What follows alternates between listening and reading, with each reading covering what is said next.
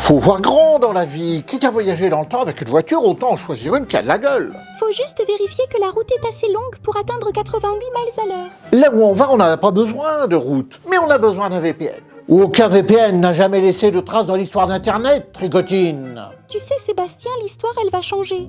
Le voyage dans le temps, il y a encore quelques incertitudes, mais le voyage dans l'espace, ça on maîtrise. Et pour ça, il suffit d'utiliser NordVPN. Vous voyagez dans l'espace sans bouger de chez vous. Par exemple, pour regarder des films ou des séries qui ne sont pas disponibles dans votre pays, mais qui le sont dans d'autres. En quelques clics, vous vous retrouvez dans le pays de votre choix. Et ceci en toute sécurité car NordVPN est le VPN le plus sûr du marché. Et en plus, vous bénéficiez aussi de la protection anti-menace et du chiffrement de vos données. Et ceci sur 10 appareils en simultané, que ce soit votre téléphone, votre tablette ou votre ordinateur. Tricotine, je vais lire dans tes pensées. En plus, tu vas me dire qu'il y a 4 mois d'abonnement gratuit supplémentaires sur tous les abonnements de 2 ans à NordVPN en suivant le lien en description. Et non seulement ça ne consomme pas 2,21 gigawatts, mais en plus c'est garanti satisfait ou remboursé sur les 30 premiers jours. Nom de Zeus. Gérard Darmanin veut faire juger les viols en un jour. La justice est lente, hein, ça tout le monde le sait. Hein. Et l'une des raisons de cette lenteur, eh bien, c'est que la France est l'un des pays d'Europe ayant le moins de magistrats par rapport à son nombre d'habitants. Eh ben mon vieux, pour ça comme pour le reste, on n'est pas à la hauteur de la légende. Alors, le constat est simple. Il n'y a pas assez de juges, il y a trop d'affaires qui attendent. Conclusion, on augmente le nombre de juges.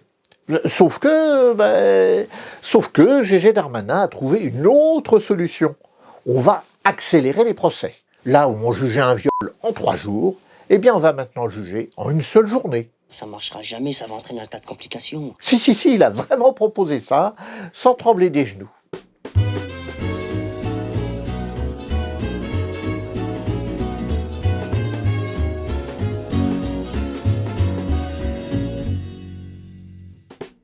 Gégé Darmanin veut-il réellement faire juger les viols en un jour?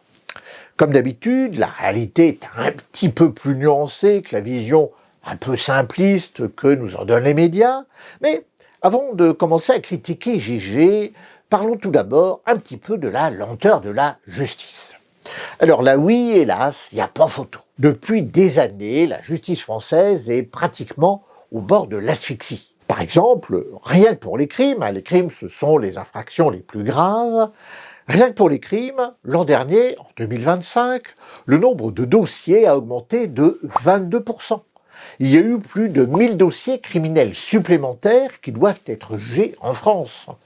Et en tout, il y a presque 6000 affaires criminelles qui sont en attente de jugement. Ça fait beaucoup là, non? Ça veut dire que le délai entre le moment où un crime pourrait être jugé et celui où il va effectivement être jugé, eh bien ce délai, il est de plus de 2 ans. 2 ans de perdu à attendre sans que rien ne se passe. Ça fait beaucoup. 2 ans qui s'ajoutent à la procédure qui a déjà été très longue, qui a été déjà beaucoup trop longue. En moyenne aujourd'hui, un viol est jugé au bout de 6 ans et un crime de sang au bout de 8 ans. Beaucoup. Alors, bon, sincèrement, je raconte les choses sur un ton un petit peu plaisant, mais c'est absolument insupportable. La cause principale de ce retard, c'est que la justice manque de moyens.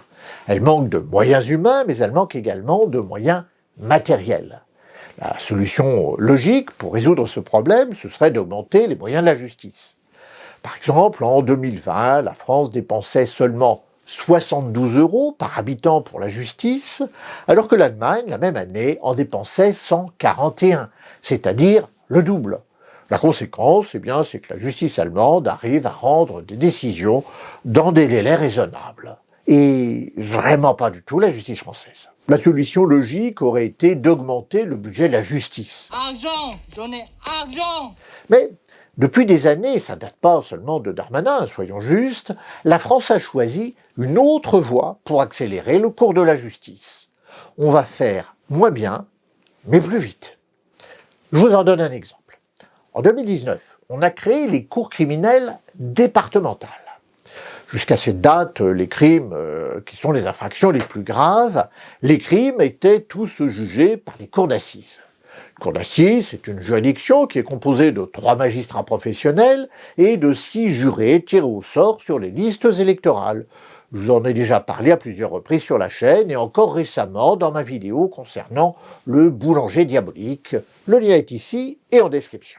En 2019, il a été décidé de ne plus faire juger tous les crimes par les cours d'assises, mais d'en confier une partie à de nouvelles juridictions, les cours criminelles départementales. Ces cours sont en quelque sorte des cours d'assises, mais dans lesquels il n'y a pas de jurés. Les 6 jurés sont remplacés par 2 magistrats professionnels. On manque de magistrats professionnels, alors on en utilise quand même 5 au lieu de 3. Oui, bon, ça a à peu près autant de logique que de voir par exemple le chien dingo qui parle, promener en laisse le chien Pluto qui lui ne parle pas. Completely normal phenomenon. Bon, on a les références qu'on peut. Hein. L'objectif de la création de ces chambres criminelles départementales, c'était petit 1, de gagner du temps, petit 2, de coûter moins cher, et petit 3, d'éviter ce que l'on appelle la correctionnalisation. Alors, qu'est-ce que c'est que la correctionnalisation? Bon, d'une part, ce mot est excellent pour la diction, comme anticonstitutionnellement ou intergouvernementalisation. La congolexicomatisation.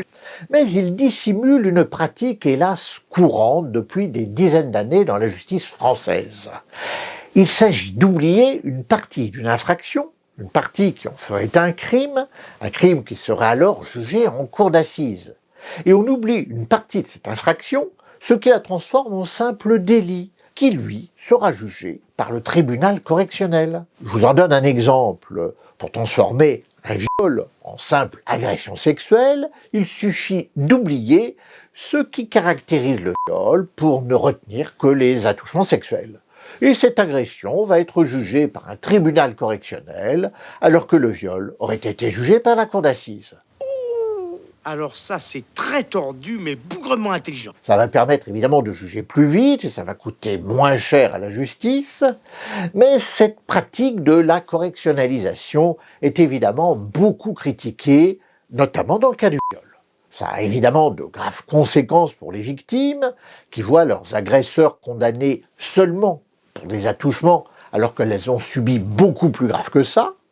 C'est grave aussi pour lutter contre la récidive, puisque le casier judiciaire ne mentionne qu'un délit et non pas un crime. Les cours criminelles départementales ont été créées justement pour éviter cette lenteur, ce coût jugé excessif et ce risque de correctionnalisation.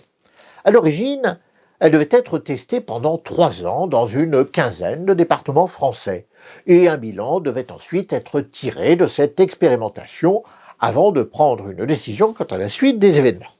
Bon, en fait, on n'a pas attendu le bilan en question, on a généralisé les cours criminels à l'ensemble du territoire sans l'attendre, et ce bilan, eh bien, il a quand même finalement été fait dans un rapport parlementaire, mais seulement en 2025. Et le moins qu'on puisse dire, c'est que c'est Un bilan mitigé. En gros, aucun des objectifs visés par la réforme n'a vraiment été atteint. Premièrement, la durée des audiences n'a été réduite que d'environ 12% par rapport aux cours d'assises.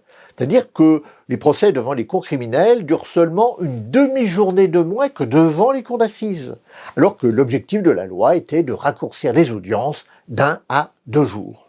Premier échec de la réforme. Deuxièmement, le délai d'audiencement. Alors le délai d'audiencement, c'est le délai entre la date à laquelle une affaire est en état d'être jugée et celle où elle est effectivement jugée. Ce délai d'audiencement a été fixé à 6 mois dans la loi qui a créé ces cours criminelles. En pratique, ce délai n'a pas été tenu, tout simplement parce qu'il est intenable. Et en fait, il se rapproche beaucoup de celui des cours d'assises. Deuxième échec de la loi. Et enfin, troisièmement, la correctionnalisation. Enfin, la correctionnalisation n'a pas beaucoup diminué non plus, toujours d'après le rapport parlementaire. Les députés ont interrogé différents acteurs de la chaîne pénale et tous ont reconnu que ça n'avait pas eu beaucoup d'effet sur la correctionnalisation qui est à peu près autant pratiquée qu'avant. Troisième échec de la réforme. Tout ça, eh bien, ça n'a pas empêché de généraliser quand même les cours criminelles départementales qui existent maintenant dans toute la France. Il y a beaucoup de critiques qui les concernent et actuellement, il y a 2 tendances à ce sujet. Certaines personnes demandent carrément leur suppression pur et simple, alors que d'autres demandent seulement que leur fonctionnement soit amélioré. Mais au fait, pourquoi est-ce que je vous raconte tout ça? Parce qu'en fait, le sujet de la vidéo, c'est le reproche fait à Gégé Darmanin de vouloir faire juger les viols en un jour. Eh bien, je vous raconte tout ça parce qu'environ 85% des crimes jugés par les cours criminelles sont en fait des viols. Alors, il y a évidemment aussi d'autres infractions qui sont jugées par les cours criminelles, il y a des coups mortels, des vols aggravés, mais il n'en reste pas moins que l'immense majorité des crimes jugés sans juré, ce sont des viols. Et comme si le fait de juger les viols ailleurs qu'en cour d'assises ne suffisait pas, Gégé a eu une autre idée. Il a écrit aux juges pour leur demander de raccourcir la durée des procès.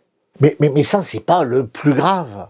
Non seulement le ministère de la Justice a écrit aux chefs de juridiction pour leur demander d'accélérer les procès, mais en plus, il leur suggère de ne plus convoquer certains témoins, de ne plus convoquer certains experts. Après les procès sans juré, voici les procès sans témoins. Bon, ça c'est encore assez largement critiqué, mais c'est pas tout. Parce que Gégé a eu encore une autre idée. Oui, je sais, vous avez peur. Après le procès sans juré, après le procès sans témoin, voici le procès sans procès. Ah, celle-là tout de même, je ne sais pas si je l'aurais tentée. Attention, ne faites pas ça chez vous, cette cascade est réalisée par un professionnel. Hein. Bon, alors, de quoi s'agit-il? Gérald Darmanin veut instaurer la procédure dite du plaidé coupable en matière criminelle. Je vous explique ce dont il s'agit. Le plaidé coupable, ça consiste à remplacer l'ensemble du procès par une simple négociation sur la peine. Une négociation qui aurait lieu entre le parquet et la personne poursuivie. Et si l'auteur du crime reconnaît sa culpabilité et accepte la peine proposée, alors, dans ce cas, on n'organise plus d'audience, il n'y a plus de procès. Il n'y a plus de débat sur ce qui s'est passé, il n'y a plus de débat sur la préparation du crime, sur les circonstances de sa commission, puisqu'on n'entend plus les témoins, il n'y a plus d'étude de la personnalité de l'accusé, puisqu'on n'entend plus les experts, mais il n'y a plus non plus d'expression de la victime ou de ses proches. Tout ça, c'est balayé au profit d'une simple négociation sur la peine. D'ailleurs, c'est sans doute quelque chose que vous connaissez déjà, puisque vous l'avez peut-être déjà vu dans des films ou dans des séries tournées aux États-Unis. Là-bas, c'est très connu depuis des décennies, ça s'appelle le plea bargaining. Nous sommes au milieu de la vidéo, ça veut dire qu'elle vous plaît. Eh bien, des vidéos comme celle-ci, j'en produis plusieurs fois par mois. Alors abonnez-vous pour ne pas les rater. Alors, soyons justes, je vous présente cette proposition d'introduire le plaidé coupable de façon assez négative. Mais sur la chaîne, j'ai l'habitude de vous présenter honnêtement les choses. Alors, il faut dire qu'en fait, il n'y a pas de consensus ni pour ni contre à ce sujet dans le milieu juridique français. En gros, les procureurs sont très favorables à l'instauration de ce plaidé coupable en matière criminelle. Les autres magistrats, eux, sont plus partagés. En gros, il y a 3 tendances dans la magistrature à ce sujet-là. D'un côté, il y a le syndicat Unité Magistrats FO qui est favorable à l'introduction du plaidé coupable. De l'autre côté, il y a le syndicat de la magistrature qui lui est très opposé. Et enfin, au milieu, il y a l'USM, l'Union syndicale des magistrats, qui est le syndicat majoritaire au sein de la magistrature. Il est apolitique. Eh bien, l'USM a longtemps été très prudent au sujet du plaidé coupable. En gros, ils avaient mis 2 limites à pas franchir. Il s'agissait d'une part qu'il y ait quand même une audience pour entériner cet accord, que ça ne se fasse pas seulement dans le bureau du procureur.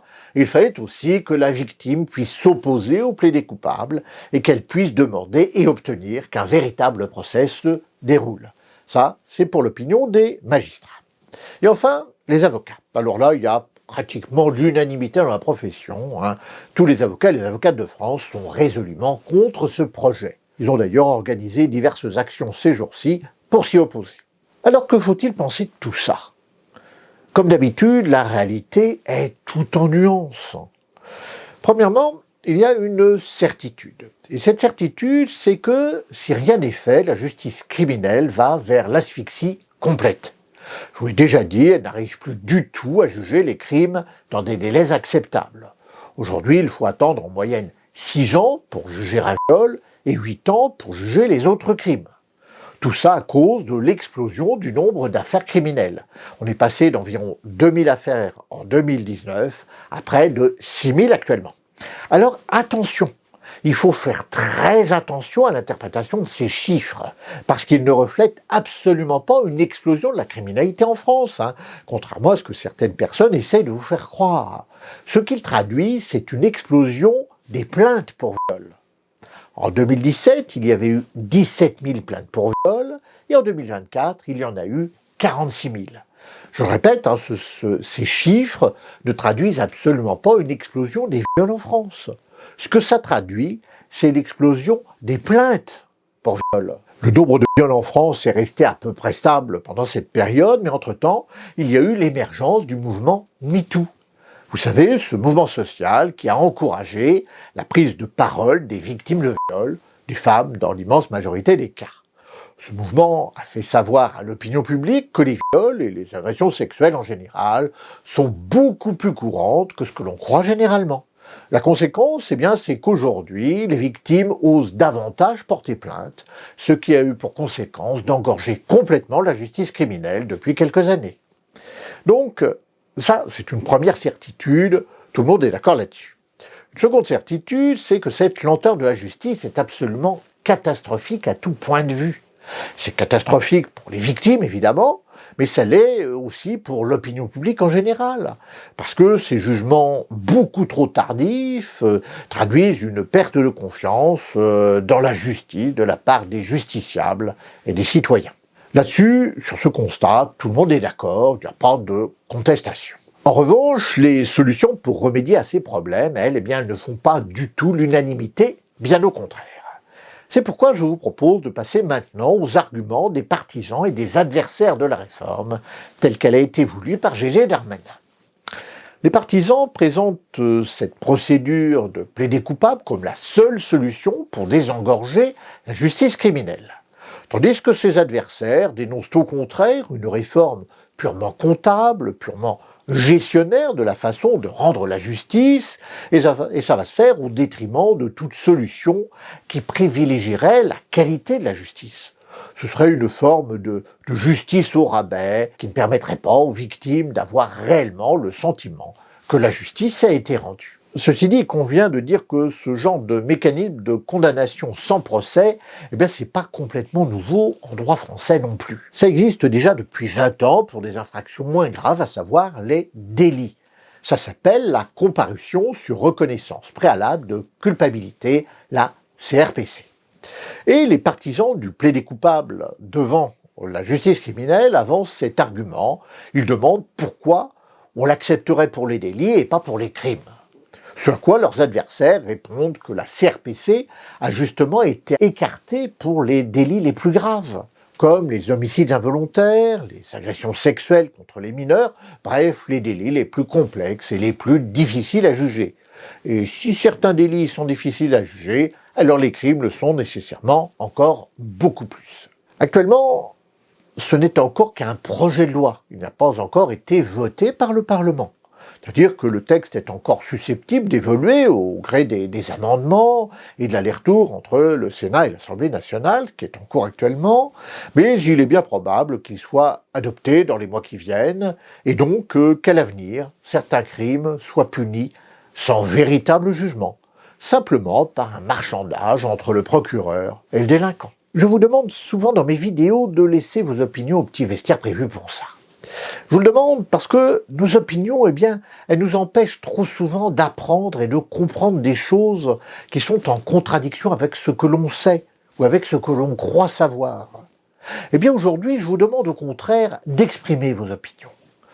Faut-il sacrifier la tenue d'un véritable procès criminel en le court-circuitant avec la procédure du plaider coupable ? Parce que juridiquement, c'est possible, c'est d'ailleurs probablement conforme à notre Constitution.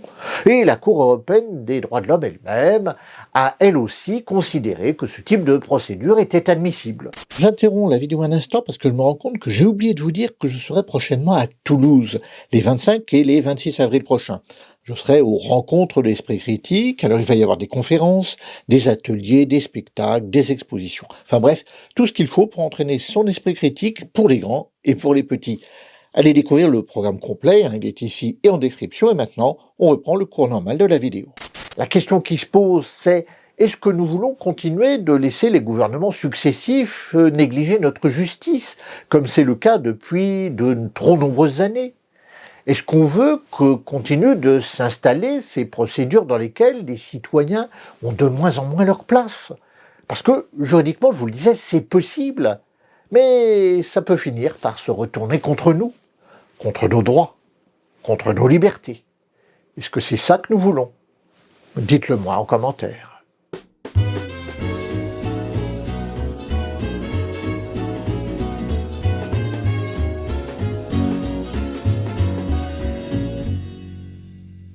Il y a une mouche qui se promène sur mon aérodrome à mouches sans avoir demandé la permission d'atterrir.